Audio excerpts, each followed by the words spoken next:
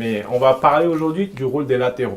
Ce qui est intéressant, c'est le rapport offensif, mais aussi surtout la construction qu'ils ont dans la transition. Là-dessus, si on coupe premier tiers, deuxième tiers, troisième tiers, on voit que dans le deuxième tiers, il y a une supériorité numérique due à la participation des deux latéraux. D'accord. Ils peuvent se servir des deux, donc ils sont à 6 à la limite, les deux seraient les arrières latéraux qui vont faire la différence. Maintenant, je veux attirer l'attention sur l'espace. Parce qu'on a les plots qui sont là, de là à là. Donc quand vous vous habituez à conserver le ballon dans un espace aussi réduit, et aussi vous avez toujours cette attention de jouer avec les commodines, les jokers qui sont sur le côté, vous allez vous habituer à non seulement prendre l'information, jouer très vite, mais techniquement, vous allez être capable de vous en sortir dans les petits espaces.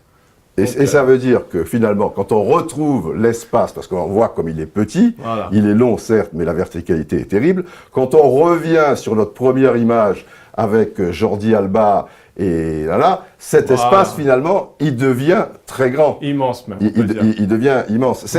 On dit souvent qu'un plus pour un latéral, c'est d'appuyer l'attaque. Mais là, on va voir 3 à 4 rôles différents de latéraux. Non seulement ils vont appuyer l'attaque, classique, ils vont essayer d'être 2 contre 1 contre un latéral adverse, mais en se positionnant dans les phases de transition, ils vont créer la supériorité. Troisièmement, ils vont aussi faire reculer l'équipe adverse. Parce qu'en se positionnant en haut, ils vont obliger l'équipe adverse à avoir un bloc plus bas.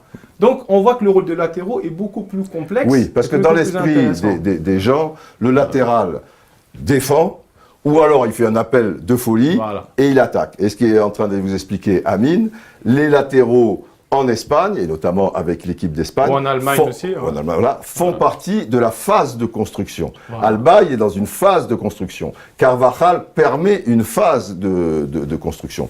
Donc peut-être on peut voir la position de l'équipe d'Espagne, ici. Donc là, c'est le 4-3-3 de base qu'on avait vu tout à l'heure. Donc, qu'est-ce qui se passe? Dans une phase de construction-transition, on a les deux latéraux qui montent. Isco qui revient côté gauche pour construire, comme tu l'as très bien dit. Donc, on passe dans un 2-6-2. Pensando también que nosotros, cuando tenemos el balón, hemos dicho paciencia, jugamos más rápido por fuera y Marcelo, Dani, más arriba. Lo que, un poquito más. Tenemos que, cuando nosotros tenemos el balón, tenemos que tener ellos que defienden ahí, con Dani y con Marcelo, ¿vale? Donc voilà, c'est exactement la même chose qu'avec l'équipe nationale d'Espagne. Et donc on va voir, là on voyait l'Espagne, on va voir maintenant la position du Real Madrid au départ, c'est comme ceci. Mais après, par rapport aux latéraux, alors qu'est-ce qui se passe? Alors voilà, tout à l'heure on avait vu que le 4-3-3 espagnol devenait un 2-6-2. Donc en phase de construction, vu qu'on a déjà les 4 au milieu, on a les deux latéraux qui vont montrer exactement pareil. On va repasser en 2-6-2.